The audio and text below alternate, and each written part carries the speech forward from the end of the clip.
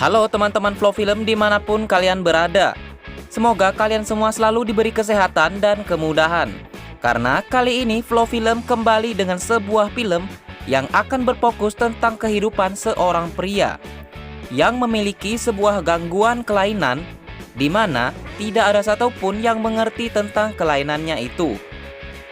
Kesedihan yang mendalam dialaminya terus-menerus hingga membuat ia tidak lagi berusaha menyenangkan siapapun. Ia muak dengan semua omong kosong di dunia ini hingga membuat ia menjadi sesuatu di sisi yang lain. Nah, bagaimana kisah lengkapnya dalam film yang masih terbilang sangat baru ini? Nah, santaikanlah diri kalian, siapkan sudut pandang yang berbeda. Ayo kita mulai.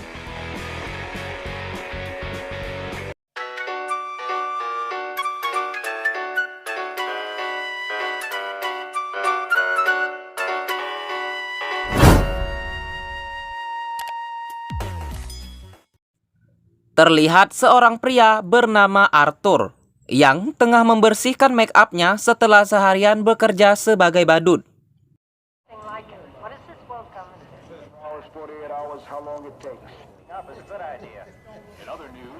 Esoknya, Arthur mendapat tugas memegang papan tanda promosi dari sebuah toko. Pria yang punya prinsip untuk selalu berusaha berbagi kebahagiaan ini malah mendapat perundungan dari beberapa ABG. Lalu ketika Arthur tiba di sebuah gang, ia pun dikeroyok hingga kesakitan.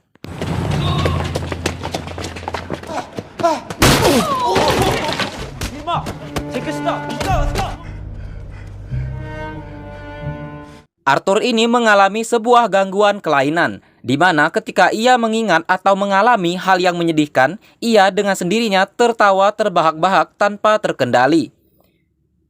Sebagai contoh, di sebuah perjalanan Arthur bercanda dengan seorang anak.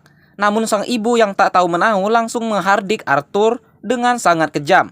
Arthur merasa sangat sedih, kelainannya muncul yaitu tertawa terbahak-bahak. Ia pun tertawa sangat kencang di dalam bus itu. That's funny.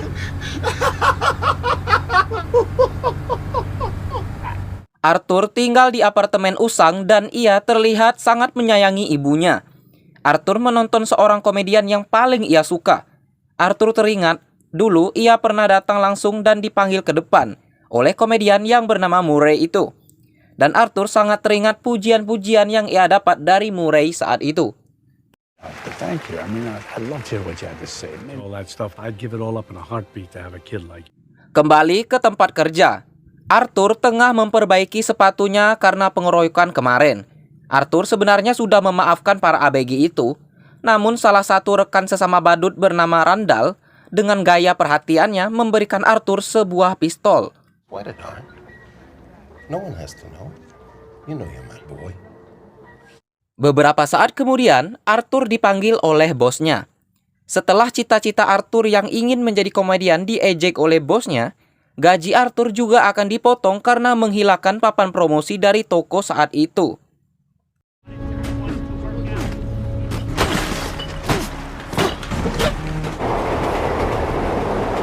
Saat di lift apartemennya, Arthur bertemu dengan seorang wanita, lalu wanita itu tersenyum manis kepada Arthur, di mana hal itu sangat jarang didapati bahkan dilihat oleh Arthur. Setelah itu, Arthur terus mengikuti wanita yang bersamanya di dalam lift kemarin. Dari wanita itu mengantar anaknya hingga ia pulang. I could do that. So funny, Arthur. Suatu saat, terlihat Arthur mendapat job menghibur anak-anak yang tengah menderita penyakit. Namun, suasana yang awalnya riang berubah saat Arthur tanpa sengaja menjatuhkan pistol pemberian Randall tersebut. Arthur pun kembali dipanggil bosnya. Ia menjelaskan bahwa pistol itu hanya pistol mainan kepada si bos. Namun si Randall yang memberikan pistol itu kepada Arthur malah mengatakan Arthur lah yang sangat ngotot pingin punya pistol. Setelah bosnya mengetahui bahwa pistol itu asli, Arthur pun lalu dipecat. Arthur lalu pulang menuju rumahnya. Saat di dalam kereta bawah tanah yang sepi, ada 3 pria berandal yang tengah mengganggu seorang wanita. Arthur yang sangat sensitif dengan sesuatu yang memilukan, kemudian ia tertawa terbahak-bahak karena kelainannya itu. Para berandal itu merasa tersinggung atas tertawanya Arthur. Arthur sudah mencoba menjelaskan bahwa ia punya sebuah kelainan. Namun, tiga pria itu tidak mau mendengarkan, lalu mengganggu dan menghajar Arthur. I have a condition. Tanpa pikir panjang, Arthur kemudian menembak tiga orang itu.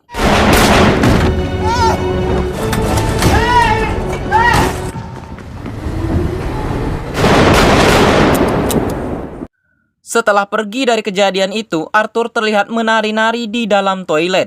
Lalu langsung mendatangi wanita yang tetangga dari apartemennya itu dan langsung mengajak adu mekanik. Berita tersebar ke seluruh kota tentang pembunuhan yang dilakukan oleh seseorang yang bertema badut. Arthur mengemasi barang-barangnya di tempat kerja.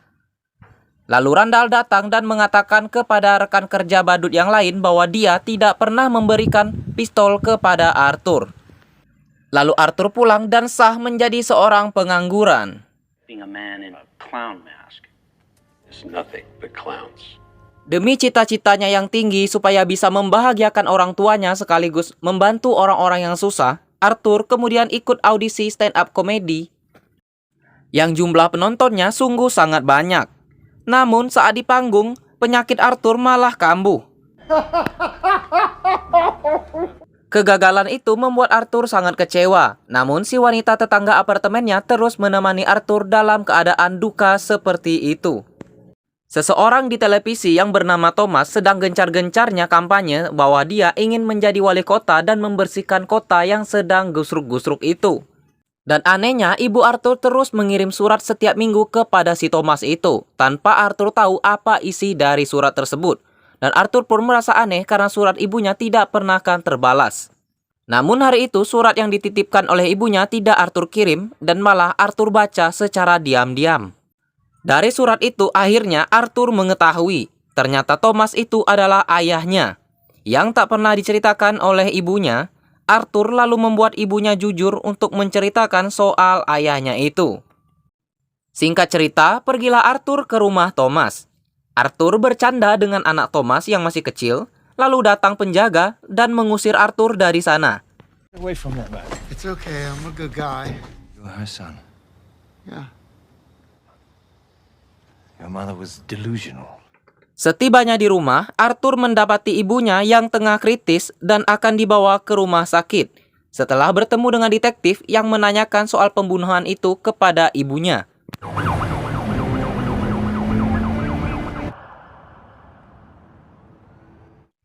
Saat Arthur menunggu ibunya di rumah sakit, datanglah dua detektif itu, lalu bertanya banyak pertanyaan kepada si Arthur, yang mengarah kepada kecurigaan mereka kepada Arthur ini. What do you think?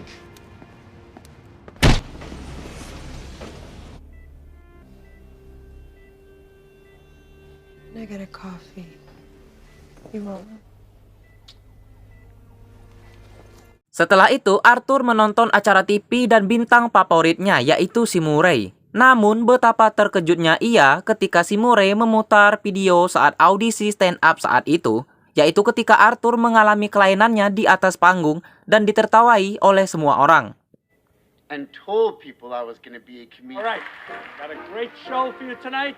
Semakin hari, kota yang ditempati Arthur semakin kacau saja. Lalu terjadi demo yang sangat besar, dan para pendemo mereka semua memakai topeng badut yang membuat Arthur merasa bahwa ia punya teman, dan itu membuat Arthur menjadi semangat. Di balik demo yang besar-besaran itu, Arthur menyelinap masuk dalam gedung dan menemui si Thomas. Saat Arthur mengatakan yang dikatakan ibunya bahwa Thomas adalah ayahnya, Thomas mengatakan bahwa ia bukan ayah Arthur. Thomas menambahkan bahwa Arthur bahkan bukan anak dari ibunya sekarang. Ia hanya anak adopsi. Dan saat Arthur masih kecil, ibunya pernah masuk RSJ, sampai sekarang pun ibunya belum normal. Mendengar semua kepedihan itu, Arthur pun tertawa terbahak-bahak. Arthur.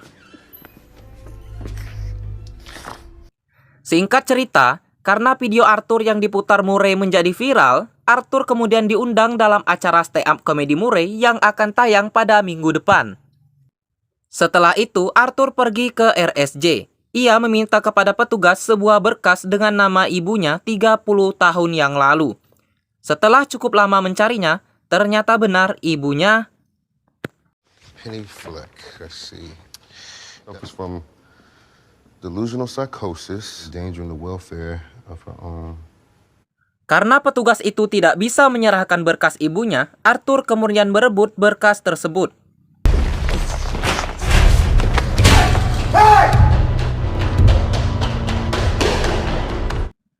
Di sanalah Arthur mengetahuinya. Semua yang dikatakan Thomas adalah benar. Setelah itu, gambaran masa lalu pun muncul di benak Arthur. Your son was found tied, nourished with multiple bruises across his body and said, Arthur merasa hancur, remuk, berkeping-keping, tidak berbentuk, dan semua hal-hal yang bisa kita gambarkan bagaimana perasaan Arthur setelah mengalami kesedihan bertubi-tubi, berhari-hari, terus-menerus tanpa henti. Ia kemudian pulang dari RSJ dan masuk ke kamar apartemen perempuan waktu itu. Nggak apa-apa, kan udah deket. Tapi yang aneh, kenapa wanita itu seperti tidak dekat dengan Arthur? What are you doing in here? Your name's Arthur, right? Dan ternyata selama ini kedekatan Arthur dengan wanita itu tidak pernah ada. Itu semua hanyalah delusi.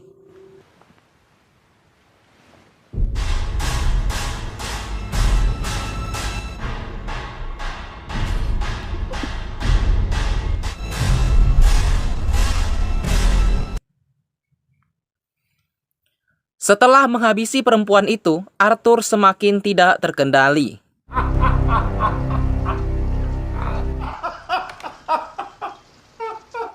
Esoknya, Arthur datang ke rumah sakit tempat ibunya dirawat, dan setelah sedikit berbicara, I used to think that my life was a tragedy, but now I realize.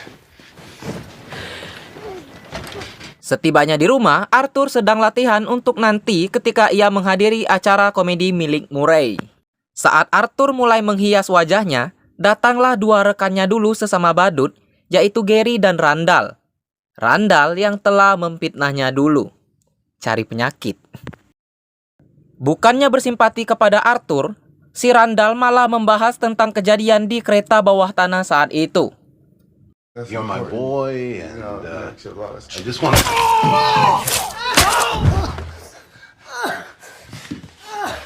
Melihat Arthur menghabisi Randall, rekan Arthur yang satunya lagi yaitu Gary sangat merasa ketakutan.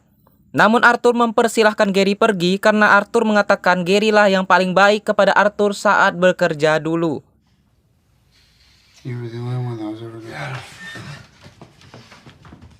Arthur lalu berhias dengan dandanannya yang baru. Setelah itu dia pergi meninggalkan rumah untuk menghadiri acara Murray nanti malam.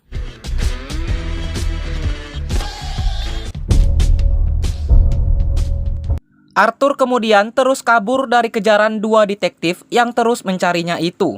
Masuklah Arthur dalam kereta yang penuh dengan pendemo yang bergaya sama sepertinya. Namun sial bagi dua detektif itu. Di dalam kereta mereka berdua malah dikeroyok ratusan pendemo. Setibanya di gedung, Arthur bersiap-siap untuk tampil di acara komedi. Sebelum Arthur tampil, Murray kembali memutar video Arthur yang viral itu. Sekarang tibalah giliran Arthur memasuki acara. Awalnya seperti biasa, ada jokes-jokes ringan dari Murray si pembawa acara. Hingga acaranya menjadi cukup tegang ketika Arthur mengatakan bahwa ialah pelaku pembunuhan di kereta bawah tanah saat itu.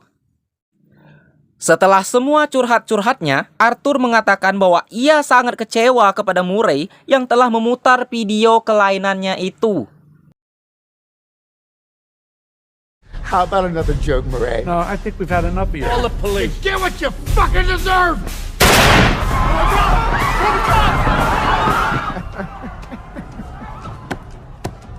Setelah Arthur menghabisi si Murray, kemudian ia ditangkap dan dibawa oleh sebuah mobil polisi.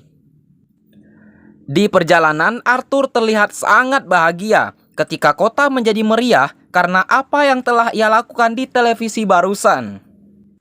Seseorang dengan topeng badut kemudian membawa mobil dan menabrak mobil polisi itu.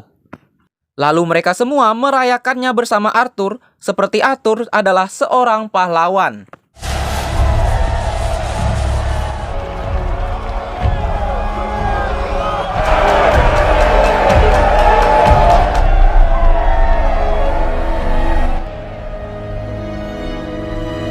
Bagaimana teman-teman FF? Apakah film ini cukup menghibur dan memberi kita sebuah pandangan yang berbeda dari pandangan kita selama ini? Nah, karena film ini memberikan sudut pandang yang mungkin jauh berbeda dari sudut pandang pada umumnya, saya tidak bisa memberikan banyak pesan di sini. Namun, ada satu hal yang bisa kita pelajari di sini, bahwa kita tidak tahu kadang keadaan orang seperti apa saat kita berada bersamanya. Makanya jaga selalu lisan Anda, jaga selalu kata-kata kita, bahwa jangan sampai menyakiti orang lain. Karena kita tidak tahu apa yang orang lain itu sedang rasakan. Dan itulah berakhirnya film Joker 2019 bagi kita semua. Saya ucapkan bagi teman-teman semua yang sudah menonton, terima kasih banyak. Dan jangan lupa jaga selalu kesehatan Anda supaya kita bisa menjalani hidup dan bisa menikmati hidup sepenuh-penuhnya, setotal-totalnya.